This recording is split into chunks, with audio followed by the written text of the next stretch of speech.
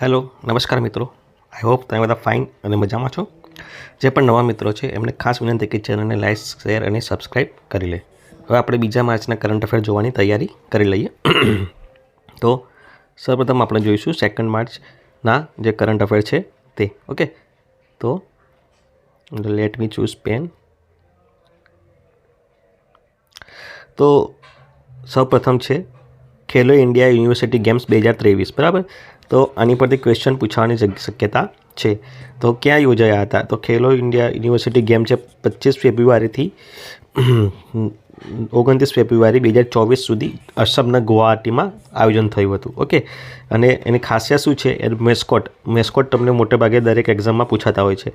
તો મેસ્કોટ શું છે? અષ્ટલક્ષ્મી કરીને એક પતંગિયું છે જે સમૃદ્ધિનું પ્રતીક ગણાય છે. એ એમનું મેસ્કોટ છે આસામનું, બરાબર. એટલે કે મીન્સ કે આ ખેલો ઇન્ડિયા યુનિવર્સિટી ગેમ્સનું મેસ્કોટ છે. અને તમે દર વખતની જેમ તમારે ખાલી માત્ર વિજેતા જ યાદ રાખવાના છે, બરાબર. તો પ્રથમ ચંદીગઢ છે. કુલ 213 યુનિવર્સિટીમાંથી પ્રથમ નંબર કોણ આવ્યો? ચંદીગઢનો આવ્યો છે, બરાબર. ચંદીગઢ યુનિવર્સિટીનો 240 ગોલ્ડ, 240 બ્રોન્ઝ એવી રીતે, બરાબર. ગોલ્ડ મેડલ સાથે સૌથી પ્રથમ નંબરે છે અને ટોટલ 770 એના મેડલ છે. તો યાદ રાખવાનું કે ક્યાં યોજાયા હતા? અસમમાં. મસ્કટ કયું હતું એનું મેસ્કોટ? એનું અષ્ટલક્ષ્મી જે કદમ પતંગિયું છે,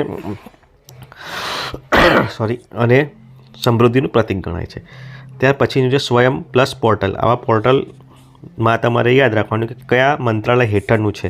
તો સ્વયં પ્લસ પોર્ટલ કોનું છે? શિક્ષા મંત્રાલય, બરાબર, જે છે એના હેઠળનું છે. અને એનો ઉદ્દેશ્ય છે જે પાઠ્યક્રમમાં જે હોય છે અભ્યાસ, એના ઉપરાંત એમના સ્કિલ ડેવલપમેન્ટના જેવા અભ્યાસો, બરાબર, એવા સ્કિલ ડેવલપમેન્ટ જે હોય એ શીખવાડવાનું. તેનાથી એમનું રોજગારીનું સર્જન કરી શકે એવા સ્કિલ ડેવલપમેન્ટના પાઠ ભણાવવાનું એમનું પાઠ્યક્રમ સિવાયનું ઇતર જે જ્ઞાન હોય એ આપવાનું હેતુ છે, બરાબર. તો સ્વયં પ્લસ પોર્ટલ શિક્ષા મંત્રાલય ખાસ યાદ રાખવું. ત્યાર પછી મહત્ત્વનો રિપોર્ટ છે એન્વાયરમેન્ટનું, કે દીપડા રિપોર્ટ 2022. જે દીપડા છે ભારતમાં જે છે એની સંખ્યાના ગણતરીનો એક રિપોર્ટ આવ્યો છે, બરાબર. તો કોણ બહાર પાડે છે? તો આવી રિપોર્ટો મોટે ભાગે યાદ રાખવાનું ખાસ પૂછાતું હોય છે કે કોના દ્વારા બહાર પાડવામાં આવે છે. તો આ જે રિપોર્ટ જે છે કેન્દ્રીય પર્યાવરણ, વન તથા જળવાયુ પરિવર્તન જે મંત્રાલય છે એની રિપોર્ટ છે, બરાબર. તો એમાં શું થયું છે?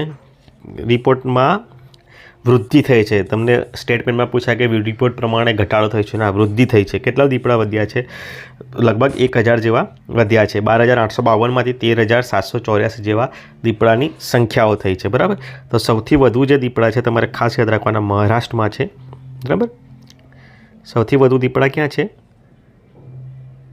મહારાષ્ટ્રમાં છે, બરાબર, 3907.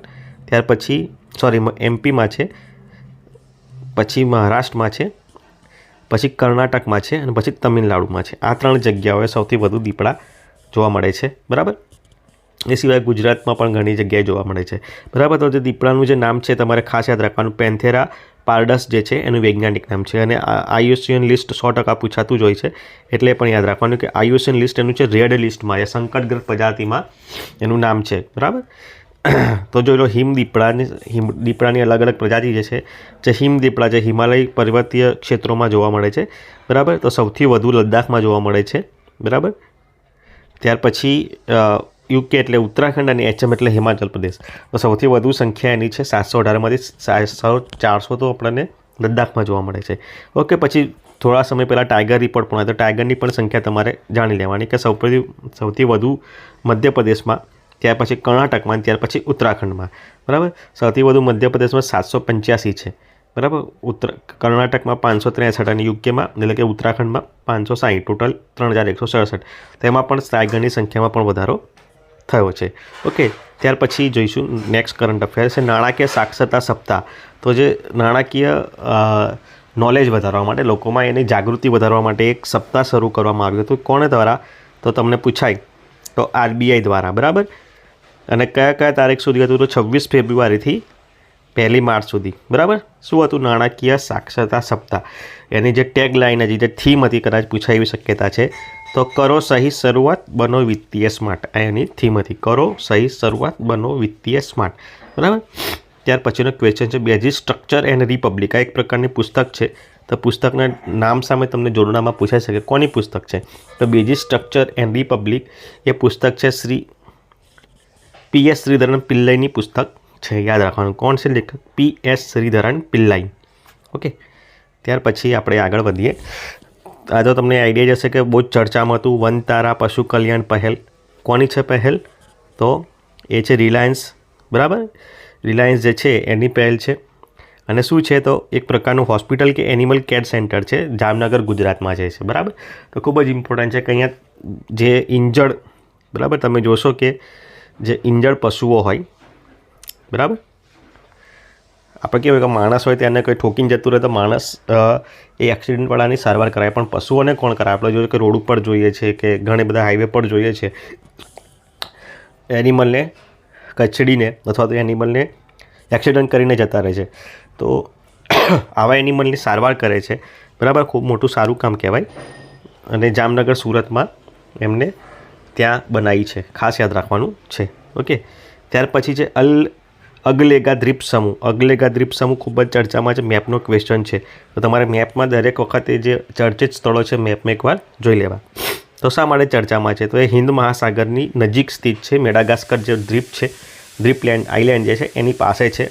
બરાબર, અને કેમ ચર્ચામાં છે? કારણ કે ત્યાંના જે PM મોદી એટલે અને પ્રવીણ જગુનાથ ત્યાંના જે PM છે, બરાબર, પ્રવિંદ જગુનાથ દ્વારા વિકાસ કાર્યોનું વર્ચ્યુઅલ ઉદ્ઘાટન કરવામાં આવ્યું એ દ્વીપ ઉપર, દ્વીપ સમૂહ ઉપર. એટલે એના ડેવલપમેન્ટના જે કાર્યોનું ઉદ્ઘાટન કરવામાં આવ્યું એના કારણે ચર્ચામાં હતું. તો તમારે ખાસ યાદ રાખવાનું કે અગલેકા દ્વીપ સમૂહ ક્યાં છે? અગલેકા દ્વીપ સમૂહ તો હિન્દ મહાસાગરમાં સ્થિત છે અને મડાગાસ્કર પાસે છે.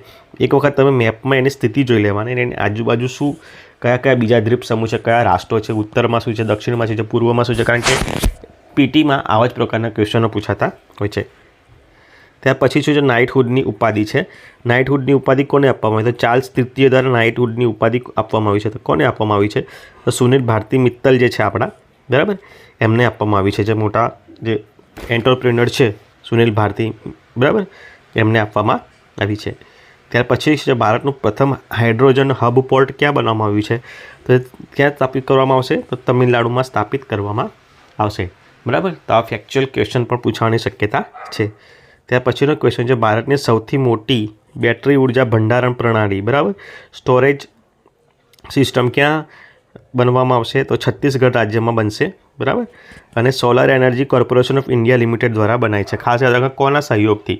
ઘણી વખત તમને ગૂંચવી નાખવા બીજા કોઈ મંત્રાલયનું આપે, તો જ્યારે બેટરી છે તો solar energy corporation of India limited દ્વારા. તમને પૂછાય કે રિન્યુએબલ એનર્જી વિભાગ દ્વારા, તો ના.